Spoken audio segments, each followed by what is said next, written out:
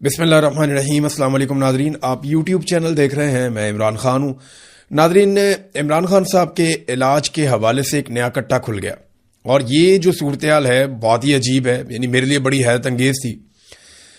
سب سے پہلے تو میں آپ کو یہ کنفرم کر دوں کہ جو ڈاکٹرز آئے تھے جیل میں، جنہوں نے 1 اگست کو عمران خان صاحب کو چیک کیا تھا، انہوں نے ایک رپورٹ مرتب کی تھی اور وہ یہ رپورٹ ہمارے ساتھ موجود بھی ہے۔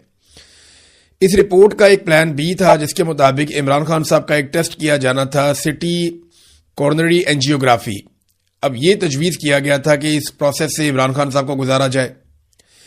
پھر 20 اور 21 اگست کو عمران خان صاحب کو، یعنی 20 اور 21 اگست کی درمیانی رات کو جب عمران خان صاحب کو پمز میں لے جایا گیا، شفا میں سارے انتظار کر رہے تھے، شفا میں بین الاقوامی سطح کی سہولیات بھی موجود تھیں، لیکن پمز میں لے جایا گیا عمران خان صاحب کو۔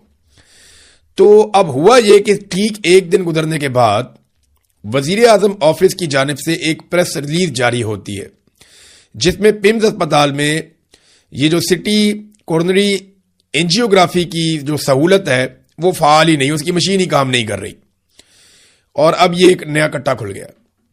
یعنی عمران خان صاحب کو جس مقصد کے لیے ڈاکٹر نے کہا تھا کہ یہ والا علاج ضروری ہے، اس علاج کے لیے جو اینجیوگرافی کی سہولت والی مشین ہے وہ نہیں ہو سکتی۔ وجہ یہ ہے کہ جناب وہ تو خراب ہے، اور اس کے اوپر اب پاکستان تحریک انصاف کہہ رہی ہے کہ یہ تو ہم لے کر جائیں گے معاملہ سپریم کورٹ آف پاکستان میں، اس کو بھی لے کر جائیں گے کہ جو ٹیسٹ عمران خان صاحب کا تجویز کیا گیا تھا اس کی مشین ہی پمز اسپتال میں خراب ہے۔ جب عمران خان صاحب کو وہاں پہ لے جایا گیا، اس کے بعد ایک دن گزرنے کے بعد، 24 گھنٹے گزرنے کے بعد وزیر اعظم آفس سے ایک پریس ریلیز جاری ہوتی ہے جس میں یہ کہا جاتا ہے کہ جناب یہ مشین خراب کیوں ہے، اس کی انکوائری کی جائے، اور اب ایک انکوائری کمیٹی بھی بنا دی گئی ہے۔ یعنی ایک سابق وزیر اعظم کی صحت کے ساتھ کتنا کھلواڑ ہو رہا ہے، پورے پاکستان کو اس کی فکر ہے۔ یعنی جس کے جتنے زیادہ وارث ہوتے ہیں وہ اتنا قیمتی ہوتا چلا جاتا ہے۔ تو عمران خان کے وارث تو بہت ہیں، کروڑوں میں ہیں، اب پورا پاکستان فکر مند ہے۔ ایسے آدمی کی آپ جان سے کھیلیں گے تو یہ لوگ آپ کو چھوڑیں گے تو نہیں۔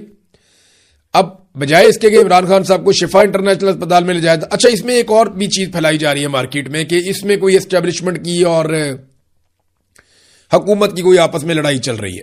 محسن نقوی کچھ اور چاہتا ہے تو نواز شریف کچھ اور چاہتا ہے تو مریم نواز کچھ اور چاہتی ہے۔ خبریں یہ بھی آ رہی ہیں کہ مریم نواز جو ہے وہ صبح کے وقت طیارہ پکڑ کے تو ادھر راولپنڈی آ کے ملاقاتیں کر کے جاتی ہے کہ جناب عمران خان صاحب کو یہ سہولت نہیں دینی تو وہ سہولت نہیں دینی، تو میں نے جیل کے عملے سے پتا کیا وہ اتنا بیمار کوئی نہیں ہے۔ تو ان کی اپنی ایک ہے، نواز شریف کا یہ ہے کہ اگر عمران خان باہر نکل آتا ہے اور چیزیں اس کے لیے نارمل ہو جاتی ہیں تو پھر ہماری سیاست تو ختم ہو جائے گی۔ زرداری اور نواز شریف کے سامنے آپ الیکشن کا نام لو، انہیں غش پڑ جاتے ہیں۔ انہیں پتا ہے جو الیکشن میں ان کی درگت بننی ہے، اس سے پہلے بھی بن چکی ہے، پہلے تو پھر بھی تھوڑی بہت امید تھی، اب ان کو اچھی طرح پتا ہے کہ جو انہوں نے عوام کے ساتھ کر دیا اس کے بعد تو لوگ ان کی شکل بھی نہیں دیکھیں گے۔ تو معاملہ یہاں پہ اب اس کو کنفیوز کیا جا رہا ہے، اور یہ کنفیوز کیوں کیا جاتا ہے؟ جب بھی کبھی کوئی احتجاجی تحریک کھڑی ہوتی ہے یا عوام عمران خان کے ساتھ جڑتے ہیں تو آپ یہ دیکھیں کہ حکومت آپس میں لڑنا شروع ہو جاتی ہے یا ایسا تاثر دیتی ہے کہ جیسے حکومت کے جانے کا وقت آ گیا ہے۔ میڈیا کو تھوڑا بہت الاؤ کیا جاتا ہے کہ یہ والے ایشوز آپ اٹھائیں، اس سے ایک تاثر جائے گا کہ حکومت تو ویسے ہی جانے والی ہے تو لوگوں کو نکلنے کی ضرورت نہیں ہے، اس قسم کا تاثر پھیلایا جاتا ہے۔ آپ غور کریں نا، آج کل پیپلز پارٹی اور پی ایم ایل این آپس میں لڑ رہے ہیں، ایک دوسرے کو برا بھلا کہہ رہے ہیں، ایک دوسرے پہ تنقید کر رہے ہیں، چھوٹے موٹے حملے کر رہے ہیں، لیکن تمام قانون سازیاں بھی مل کر رہے ہیں، ہر ظلم کے اندر برابر کے شریک ہیں، ہر چیز کے اندر شامل ہیں۔ ایک کو گلگت بلتستان دے دیا گیا اور دوسرے کو کشمیر دے دیا گیا، اور جن کا مینڈیٹ ہے ان کو باہر بٹھا دیا گیا۔ اس وقت فورسز کو اکٹھا کیا جا رہا ہے آزاد کشمیر میں ایک مرتبہ پھر، اور پلان یہ ہے کہ اس سے پہلے کہ پاکستان تحریک انصاف کوئی احتجاجی تحریک شروع کرے، کوئی نیا چیلنج آئے، اس سے پہلے آزاد کشمیر کی تحریک کو مکمل طور پہ کچل دیا جائے۔ اب آزاد کشمیر کے لوگ لگ بھگ 2.5 مہینے سے بیٹھے ہوئے ہیں، وہ ہار ماننے کے لیے تیار نہیں، ان کو 70-80 دن ہو گئے ہیں۔ وہ کہتے ہیں جی ہم تو پیچھے نہیں ہٹتے، ہمیں ہمارے جائز مطالبات دیے جائیں۔ وہ اپنے مطالبات کے حق میں بیٹھے ہیں، وہاں پہ فورسز اکٹھی کی جا رہی ہیں اور بہت ممکن ہے کہ راولہ کوٹ میں ایک بڑا آپریشن کیا جائے۔ تمام صحافیوں کو اس حوالے سے دبا دیا گیا، جتنی آزاد آوازیں تھیں ان سب آوازوں کو دبا دیا گیا، کچھ کو گرفتار کر لیا گیا ہے، کچھ کو مزید گرفتار کیا جائے گا۔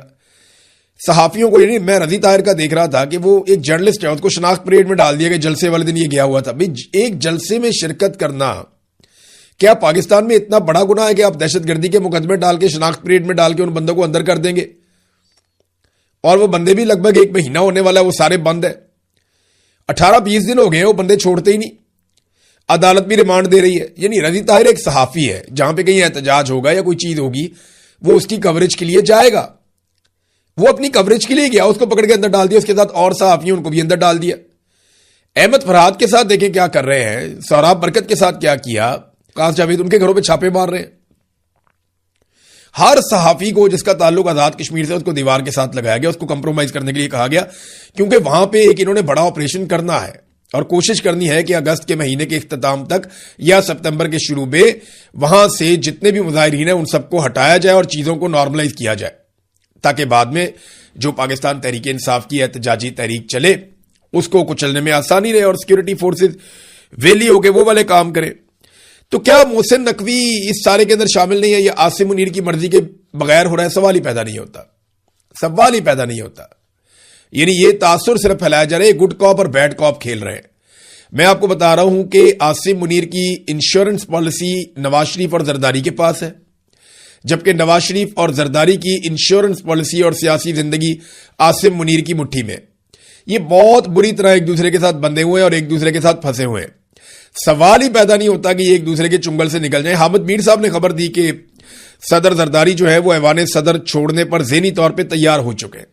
دیکھیں یہ کوئی ڈیل ہو تو ایک الگ بات ہے، لیکن زرداری صاحب ایوان صدر اس وجہ سے چھوڑ دیں کہ وہ حکومت سے باہر جائیں گے، کوئی تحریک چلائیں گے یا کچھ ایسا کریں گے، سوال ہی پیدا نہیں ہوتا.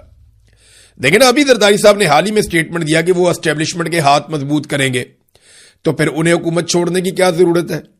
ابھی انہوں نے حال ہی میں کہا، اب عاصم منیر صاحب کی دن رات وہ تعریفیں کرتے ہیں. ابھی انہوں نے مقابلہ جیتا ہے 14 اگست پہ، جو عاصم منیر صاحب کی خوشامد کا ایک مقابلہ تھا، وہ بلا مقابلہ، یعنی آپ سمجھ لیں جتنی تعریفیں صدر زرداری نے کی کوئی اور ان کے مقابلے میں دور تک نہیں ہے. انہوں نے پہلی پوزیشن حاصل کی ہے. پھر ابھی جمعرات والے دن بڑے اچھے بچوں کی طرح پاکستان پیپلز پارٹی نے مسلح افواج سے متعلق جو بل ہے اس کی منظوری میں حصہ لیا. عاصم منیر صاحب کو لازوال طاقت انہوں نے فراہم کی جو دنیا میں کسی آرمی چیف کے پاس نہیں ہے. اور جو ججز کی منظوری کا معاملہ ہے اس میں بھی ہم نے دیکھا آصف علی زرداری نے بہترین سرنڈر کیا. کشمیر الیکشن میں بھی نورا کشتی سے کام چلایا، جی بی میں حکومت بھی بنائی، 26ویں اور 27ویں ترمیم بھی انہوں نے کروائی. یہ جتنی پیٹرولیم مصنوعات کی قیمتیں بڑھتی ہیں یہ کبھی نہیں بولتے، چپ رہتے ہیں. یہ نہیں کہتے کہ بھارت سے پاکستان کا پانی چھڑوایا جائے، فوج وہ کام کرے جا کے، اس پہ بات نہیں کرتے. متنازع نہریں جو ہیں، وہ جو 6 نہریں نکلنی تھی اس کی مزدوری جو ہے وہ آصف علی زرداری نے دی تھی.